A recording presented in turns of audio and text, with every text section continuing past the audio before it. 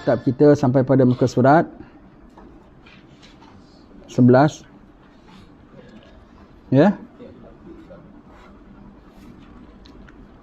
I'lam.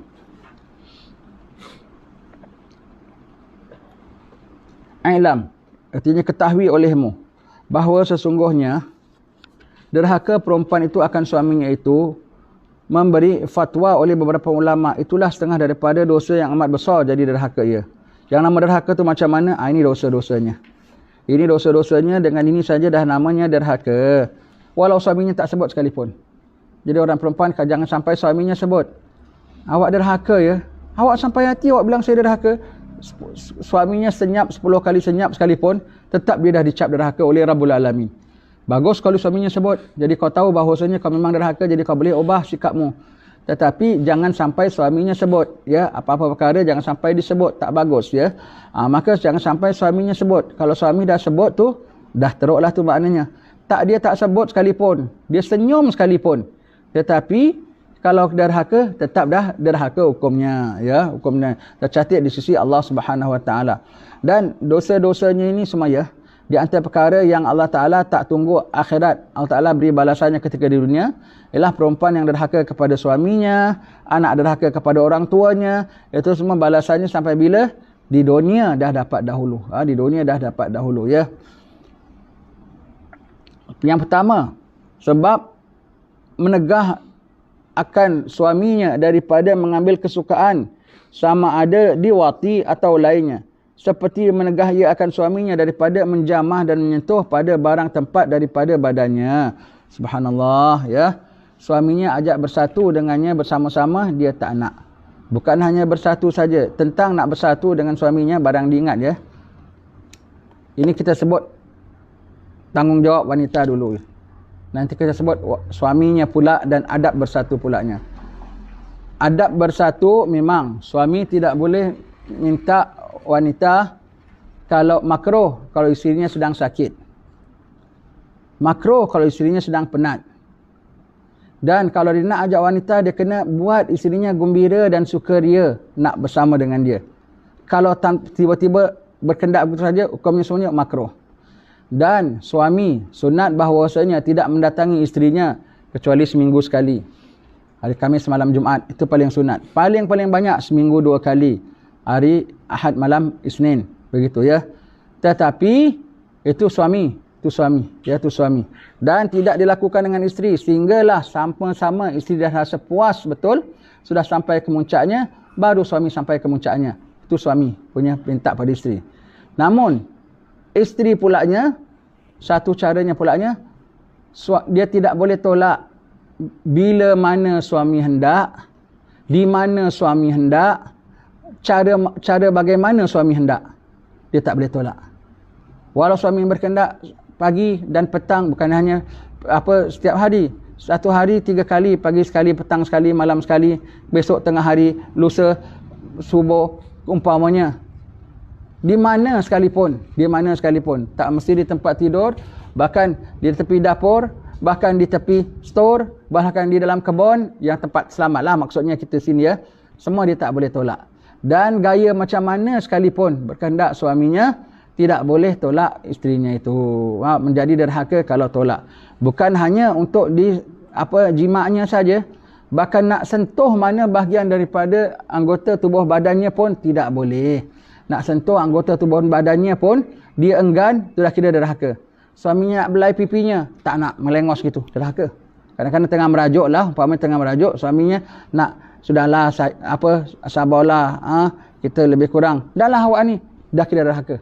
Tak izin menyentuh saja umpamanya, ya, derhaka. Mana bahagian daripada tubuh badannya, tak diizin disentuh oleh suaminya, hukumnya derhaka, ya. Suaminya ajak, tapi kita dah katakan tadi, ya, ini tidak bermakna Islam mengatakan suami boleh lanyak isteri.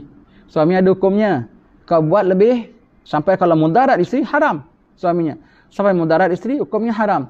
Tak sampai mudarat isteri tapi tak selesa isteri, makruh. Tapi si isteri pulanya tak boleh tidak tolak. Kenapa? Kau hanya sangkat tanggung kurang selesa saja. Kau hanya tanggung kurang selesa. Al-maklum memang perkara ini kurang selesa. Kau hanya tanggung kurang selesa. Tetapi suaminya tanggung apa? Kemungkinan zina ya. Kemungkinan zina. Sebab satu-satu yang dia mintanya daripadamu ini, dia tak boleh dapat di lain mana sekalipun. Kau tak buat rojak sekalipun. Kau tak buat laksa sekalipun. Dia boleh beli dekat luar. Kau tak nak masakkan mi Hong Kong sekalipun, dia boleh beli kat kedai Cina yang ada cap halal sekalipun. Tapi satu perkara ni tak ada yang di luar, walau yang jual mak haji sekalipun tak ada cap halal. Semuanya haram belaka. Hatta dengan tangan dia sendiri pun hukumnya haram. Kau kena tanggung, kena tanggung. Yang ada orang dapat sakit pulanya suaminya bangsa sakit berbulan-bulan tak dapat memberi nafkah kerohanian pada isterinya. Kena sabar tak? Sabar. Yang ada pulanya dapat suami terlampau strong sangat. Kena sabar tak? Sabar. Bahagian masing-masing. Bahagian masing-masing. Kena sabar dan terima. Begitu ya. Terima begitu ya. Dan setiap kali pahalanya besar. Setiap kali dia mengiyakan dengan suaminya, pahalanya cukup besar. Setiap kali dia mengiyakan, pahalanya cukup besar. Maka dia beruntung kiranya dapat yang sedemikian begitu ya. Baik. Demikian lagi, derhakalah ia sebab keluarnya daripada rumah dengan tiada izin suaminya. Sama ada suami itu hadir ataupun gaib. Maka keluar ia kepada majlis zikir atau kepada majlis belajar ilmu yang bukan fardu ain. Fardu ain yang tak boleh tidak. Belajar sembahyang, belajar puasa yang dia memang belum tahu. Dan suaminya tak boleh mengajar. Dia keluar walau tak izin suami. Boleh. Setakat nak dengar kuliah, tak boleh. Walau suaminya, habis macam mana suaminya dekat KL, saya SMS tak jawab, tak boleh keluar. Tak boleh keluar. Duduk rumah. Walau majlis ilmu, walau majlis ratib sekalipun, haram, tetap haram ya. Hatta nak pergi rumah mak bapaknya sekalipun, tanpa izin suaminya tidak boleh. Tanpa izin suaminya tidak boleh ya. Seorang wanita pada zaman Nabi SAW, dia duduk tingkat atas, bapaknya duduk tingkat bawah. Suaminya keluar belayar dan belum sempat kasih izin. Maka tak turun. Bapaknya di bawah tu sakit. Minta izin Rasulullah. Zaman Rasulullah, ya Rasulullah, boleh aku jenguk bapa aku di bawah? Belum ada izin suamimu kan? Tak boleh. Atas bawah saja, satu rumah. Tak boleh. Bapaknya meninggal, minta izin Rasulullah nak tengok bapaknya. Rasulullah katakan apa? Tanpa izin suamimu? Tak boleh. Bapaknya mati sekalipun. Kemudian sampai bila? Rasulullah dapat khabar bahawasanya bapaknya masuk jannah. Kasih tahu perempuan itu, bapaknya masuk jannah lantaran anaknya tu isteri yang taat kepada Allah Subhanahu wa ta'ala. Begitu ya. Jadi tak boleh keluar rumah, kena izin suami. Kita pulaknya jadi suami, selalu saya sebut ya. Nah, kita sebut pihak suami pulaknya, gunakanlah bidang kuasamu untuk mengatakan go. Jangan gunakan izin bidang kuasamu untuk mengatakan no. Kamu pulaknya mengatakan, awak dah pergi kuliah? Pergilah kuliah pada duduk rumah. Awak pula dah pergi ziarah mak awak? Janganlah tak pergi ziarah. Seminggu paling tidak, seminggu 2-3 kali pergi ziarah. Saya hantar pun tak apa. Suami gunakan bidang kuasa begitu. Bukan hanya bidang kuasanya, no, cannot go. No, cannot go. Tak patut. Memang kalau kau bilang no, isteri tak boleh go. Tetapi kalau kau bilang go, kau dapat pahala besar. Begitu ya. Baik, itu suami dengan isteri ya. Tak boleh keluar. Kita habiskan sikit ya. Minta maaf, ni hari pulaknya tak boleh baca panjang-panjang. Perut saya tengah tak enak dari semalam, perutnya tak enak ya. Minta maaf. Ini tengah mula-semula sini pun. Saya tahankan sikit ni. Kita habiskan lagi sikit. Jadi walau suaminya tak ada kat rumah sekalipun. Habis dia pergi mana? Dia pergi outstation. Kalau pergi sampai ke Pahang, pergi Terengganu seminggu, baru balik dakwahnya umpamanya lah ya. Tapi dia ada kasih izin tak? Dia tak kasih izin sudah. Senang cerita, suami kadang-kadang kasih lesen open. Kalau saya tak ada, awak nak pergi kuliah ke, nak pergi rumah mak ke, apa yang patut pergi ya, saya izin. Yang agak-agak awak saya izin, boleh. Yang bukan-bukan jangan. Pergi duduk nak bual-bual, sembang-sembang dengan jiran, semua tak boleh. Begitu ya. Maka derhaka ia keluar kerana belajar hukum haid dan nifas dan sekalian ilmu yang fardu ain, tetapi wajiblah atasnya keluar supaya belajar ia akan segala fardu ain itu. Dan haramlah atas suaminya menegahkan isterinya daripada keluar kerana ia hendak menuntut fardu ain jikalau tiada ia alim. Kalau dia ada alim, derhaka. Kalau dia memang tahu setakat nak ulang kaji bab haid, bab nifas, bab puasa, dia memang dah tahu setakat nak ulang kaji, haram. Tetapi kalau dia memang belum tahu dan suaminya pula tak nak mengajarkannya, tak pandai nak mengajarkannya, bang, tak boleh tidaklah bang, saya kalau haid macam mana saya nak jaga hukumnya, saya tak tahu bang, saya ini baru tobat umpamanya lah. awak tak izin pun saya kena langgar juga, saya kena pergi dan tak berdosa. Tak berdosa. Kalau dia alim tak boleh. Kalau perempuan tu alim tak boleh. Dia dah tahu tak boleh ya. Adapun jikalau ada yang alim, saya wajiblah atasnya mengajar akan isterinya. Kalau suaminya alim, dia kena ajar akan isterinya.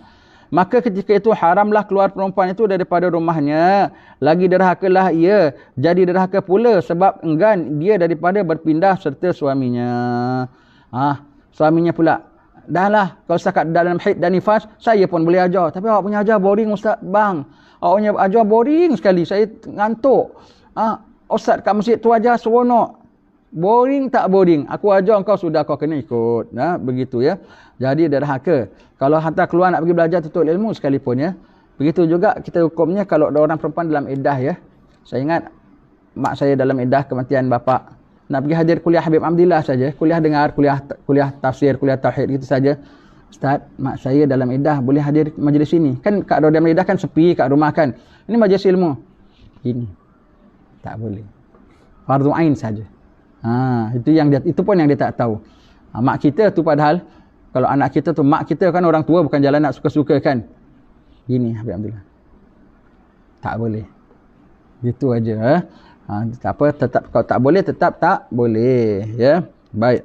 Yang ketiga, derhaka pula sebab menyelak kunci ya pintu ketika hendak masuk suaminya kepadanya. Lagi. Kan ada perempuan gitu kan. Awak lambat balik, pakai nampak tidur kat beranda lah. Kurang ajar tu. Ataupun kalau lambat balik, pakai nampak tidur kat sofa lah. Suaminya balik, dia dah tengok kat sofa, dia siapkan gebarnya dengan bantalnya. Bermakna apa? Tak kasih masuk bilik. Tu kurang ajar besar. Kurang ajar besar. Kalau ada anak kita yang begitu dengan suaminya, marahkan anak kita. Kau kenapa dengan suami kau biasa buat begitu ya? Kau kepingin tak cium bau syurga? Jangan kita jadikan biasa begitu. Jangan ajar pulaknya. Yang ada akak-akak ajar. Akak kalau abang lambat, pakai nampak dia tidur sofa lah. Biar dia tahu mengikut kat sofa. Kurang ajar tu namanya. Kurang ajar. Kau dihalau boleh. Isteri tak derhaka sama-sama dihalau hantar balik rumah mak. Boleh. Kau tak boleh halau suami. Walau macam mana sekalipun. Tak boleh halau suami. Apalagi suruh tidur luar. Haram, berdosa besar. Kalau gitu nak bikin apa? Ceraikan, kahwin lain. Habis cerita. Ceraikan, kahwin lain. Kalau bermakna tak tahu membawa diri sebagai isteri, maka tak usah jadi isteri. Begitu ya. Wallahu alam bisawab. Setakat ini saja. Minta maaf tuan-tuan sekalian, perut saya tak enak betul ni. Saya nak kena minta diri balik. Mudah-mudahan apa kita dapat sambung baca lagi. Minta maaf banyak-banyak ya. Yang dah datang susah payah, dah bilangannya terhad. Sudi datang susah payah. Terima kasih banyak-banyak. Pendek pula acaranya. Memang ujian daripada Allah Ta'ala lah ya. Tidak apa gangguan daripada luar, gangguan daripada dalam. Ini gangguan daripada dalam. Betul-betulnya dalam perut punya gangguan. Minta maaf banyak-banyak lah tuan-tuan sekalian. InsyaAllah kita sambung lagi ya. Mudah-mudahan sikit tapi berkat ya. Ingat ya. Ini bukan kita sama isteri saja ya. Kalau kita ada anak perempuan, perhatikan ya. Anak perempuan kita punya tingkah laku. Anak perempuan punya tingkah laku. Aku tengok kau dengan suami kau kok cengis gitu ya. Kok bengking dengan suami kau ya. Jangan ya. Diwarning anak kita. Diwarning anak kita. Kalau kau tak nak kepingin jadi janda, kau jangan teruskan PL-kan begini. Kita jadi bapa gitu. Kita perhatikan, jangan pulaknya bapaknya, maknya. Kau dengan suami kau jangan kasih can. Mak dulu dengan bapak kau, mak tak kasih can. Maknya aja anak jadi derhaka, mendosa. Wallahu a'lam bissawab. Wassalamualaikum warahmatullahi wabarakatuh. Alhamdulillah rabbil alamin.